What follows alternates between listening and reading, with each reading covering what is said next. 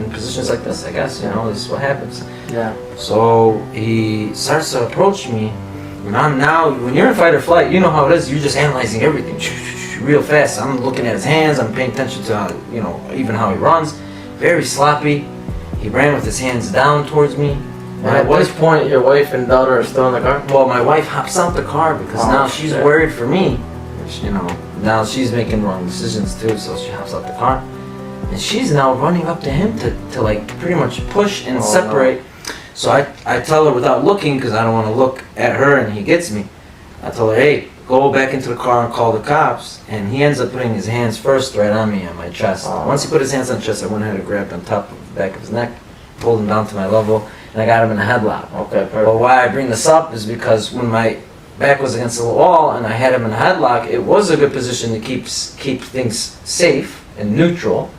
But I didn't lock it where, how, for instance, like standing guillotine, right? Yeah, okay. Right, I think it was called. I think Coach Lou was talking about it. Yeah. Anyways, where you're standing, you got it not in a nice tight grip lock, and you're using, I think you're using your forearm, I believe, to pinch it shut. But so I didn't do that. I just put a headlock. I just put like a neck lock almost. Just to keep them. Yeah, and I squeezed, man. I'm not gonna lie. I squeezed and held and squeezed, and then I kind of, you know, didn't want my arms to get so tired out. And 30 seconds into the fight, you know, and man, dude, sure enough, this guy is I'm holding him and said, hey man, you're not gonna go anywhere until the cops come. I was like, I told you I have my wife and my kids with me. I'm not trying to fight you. Yeah. But if you're trying to fight, this is how it's gonna be. So he ends up trying to push me back and forth, and I got the wall behind me. But I put my foot behind me with my heel. Why? Because I'm trying to keep myself from bumping into the wall and his head.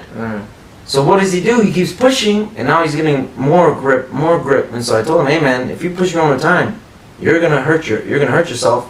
He did not listen at that moment. Exactly, he pushed me, and I ended up chirping a bit back, and he hit his top of his head on the brick wall behind me.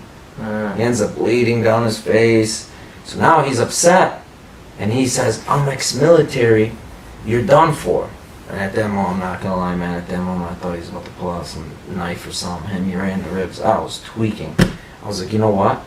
I'm holding him in the headlock, and I'm now squeezing again, right? And then he ends up, I'm just sitting there, and I'm feeling some pinches between my legs. I'm like, what the hell's going on? What's that feeling?